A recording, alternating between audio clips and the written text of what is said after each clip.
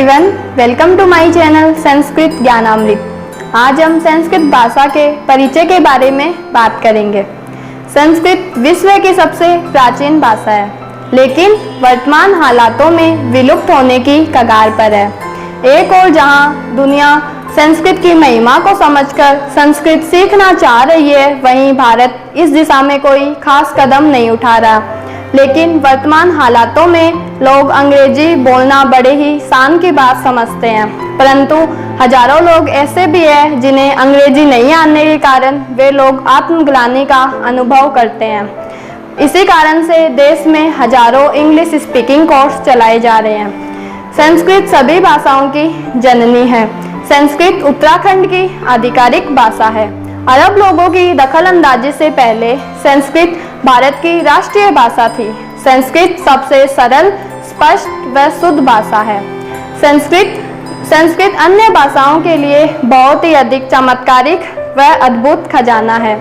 जैसे हम किसी भी भाषा से कोई भी एक शब्द लेते हैं, जैसे हाथी के लिए संस्कृत में 100 से अधिक शब्द है। संस्कृत अन्य भाषाओं के मुकाबले किसी भी शब्द को, किसी भी वाक्य को बहुत ही कम शब्दों में पूरा कर देती है। संस्कृत का शाब्दिक अर्थ है सभी प्रकार से स्पष्ट, सभी प्रकार से शुद्ध और सभी प्रकार से सुधारी गई भाषा। संस्कृत प्राचीन होने के बावजूद दुनिया की सबसे वैज्ञानिक भाषा है। संस्कृत में व्याकरण और शब्द संबंधता ने भाषा वैज्ञानिकों का ध्यान अपनी ओर आकर्षित किया है। संस्कृत की व्याकरण से ही अन्य भाषाओं की व्याकरण विकसित हुई है। आधुनिक वैज्ञानिकों के अनुसार संस्कृत कंप्यूटर के लिए सर्वोत्तम भाषा है। कहा जाता है कि अन्य भाषाओं के मुकाबले संस्कृत में कई हजार गुना अधिक शब्द हैं। अभी तक लगभग 102 अरब 78 करोड़ 50 लाख शब्द संस्कृत के यूज हो। संयुक्त राष्ट्र संघ की एक रिपोर्ट के अनुसार 97% भाषाओं के शब्द संस्कृत से प्रभावित है।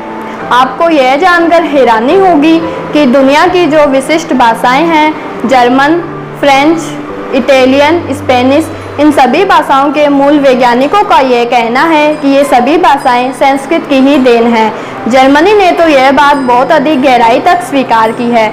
जर्मनी के लोग बड़े ही शान से ये बात कहते हैं, हम लोग आर्य हैं, हमारे पूर्वज भारतवासी थे। क्या आप जानते हैं जर्मनी की सबसे बड़ी हवाई सेवा लुफ्थांसा है। लुफ्थांसा जो शब्द है वो संस्कृत से लिया गया है, यानी जो हंसराज विलुप्त हो गए हैं उनके नाम पर जर्मनी की पूरी एयरलाइन चलती है। जर्मनी एक ऐसा देश है जिसने अपनी एक यूनिवर्सिटी संस्कृत के लिए समर्पित की हुई है। फ्रांसीसियों का भी यह मानना है कि फ्रेंच जो भाषा है वो संस्कृत की ही देन है। अगर आप पढ़ेंगे तो आप देखेंगे कि जिस प्रकार संस्कृत में धातु रूप, शब्द रूप होते हैं, फ्रेंच में भी यही है।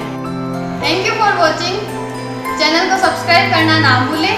यदि आपको यह जानकारी अच्छी लगी तो वीडियो को शेयर जरूर करें।